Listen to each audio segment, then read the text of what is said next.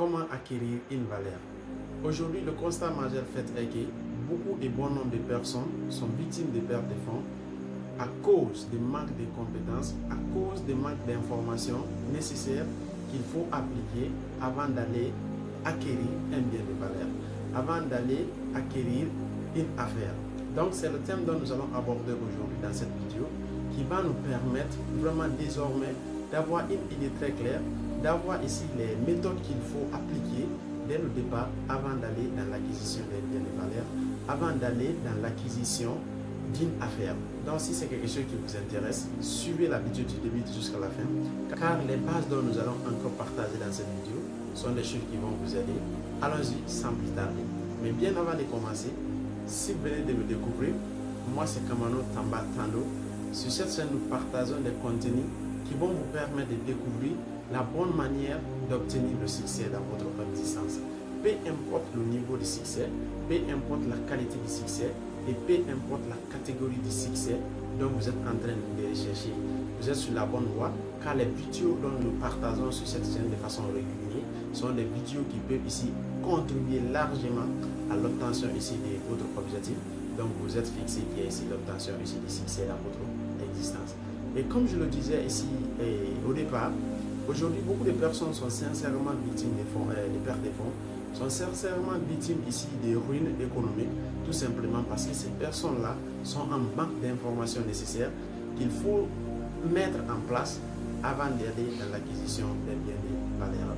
Et la toute première des choses qu'il faut ici retenir dans cette vidéo, qui est comme principe fondamental avant d'aller acquérir une valeur, est ici la sécurité.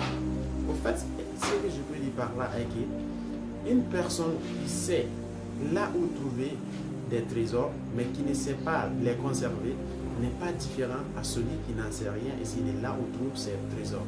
Et ça, c'est quelque chose qui mérite d'être une réalité. Et c'est quelque chose d'ailleurs qu'on peut aussi vérifier dans nos vies ici quotidiennes. Sans doute, toi, tu as la capacité d'avoir de l'argent, tu as la capacité de chercher de l'argent, mais si tu n'as pas la finesse en toi de pouvoir protéger cet argent, si tu n'as pas la capacité en toi de pouvoir ici garder soigneusement ton trésor, moi, je pense que tu n'es pas ici différent de celui qui est toujours assis à la maison, qui croise les bras et qui ne sait même pas ici où aller ici se trouver quelque chose ou quoi que ce soit. Donc la sécurité joue un premier rôle très crucial dans l'acquisition ici d'un bien de valeur. Ne vous lancez jamais dans l'acquisition ici d'un bien de valeur, dans une affaire sans ici vouloir analyser de façon profonde. Est-ce que l'affaire dans laquelle je suis en train de rentrer est une affaire qui est sécurisée?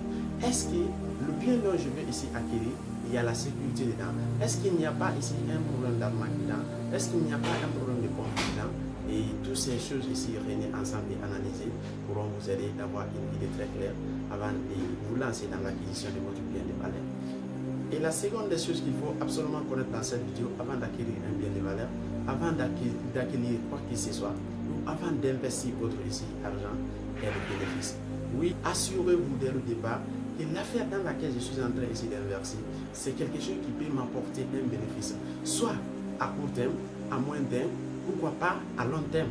Donc mettez ici ces principes-là ici en place, ça pourra vous permettre vraiment d'avoir une idée très claire sur l'affaire dont vous êtes en train ici d'acquérir.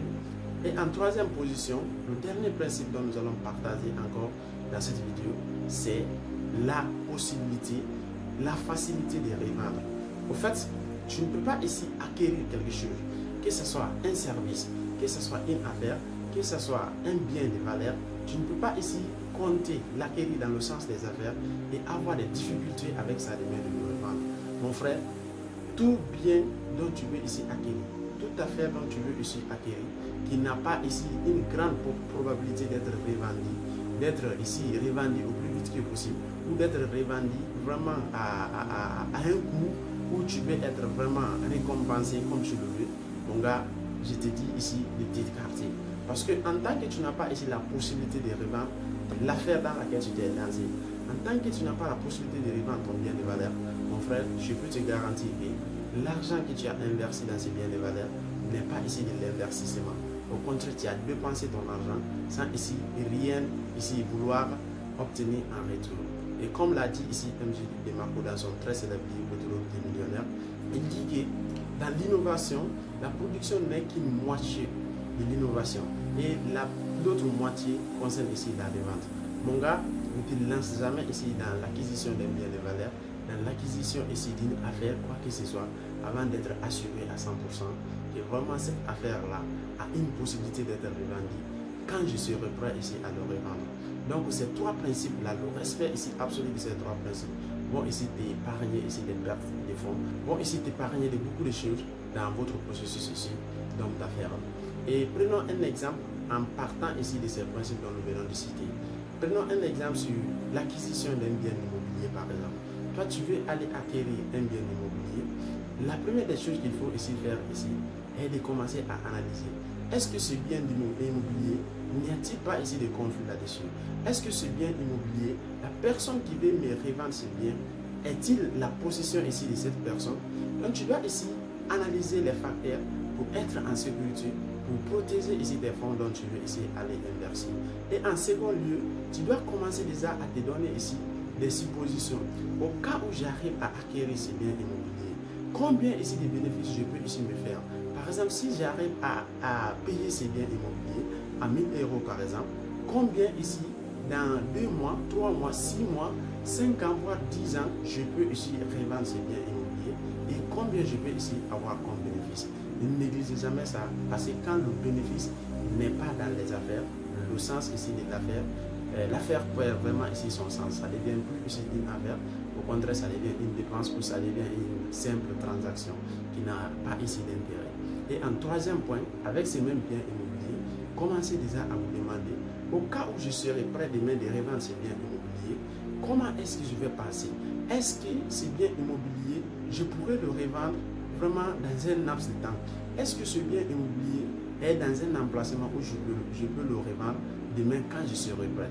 Donc, avec l'analyse ici de ces trois aspects-là, ça va vous permettre vraiment ici d'aller ici jeter vos fonds désormais dans l'acquisition soit d'un bien de valeur, soit dans l'acquisition ici d'une affaire.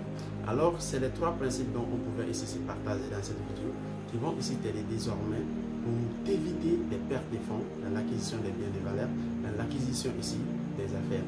Et tu n'hésites pas aussi également de me dire en commentaire combien ici de ces principes te manquaient et lequel de ces principes, le fait de le nier, le fait de le négliger, t'a fait perdre ici des fonds.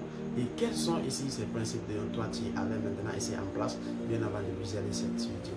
Alors, likez la vidéo, abonnez si vous n'êtes pas encore abonné et activez la cloche de notification pour ne plus ici manquer nos prochaines et anciennes vidéos dont nous publions régulièrement sur cette chaîne. Comme je viens de le dire, c'était Kamano Tambatando.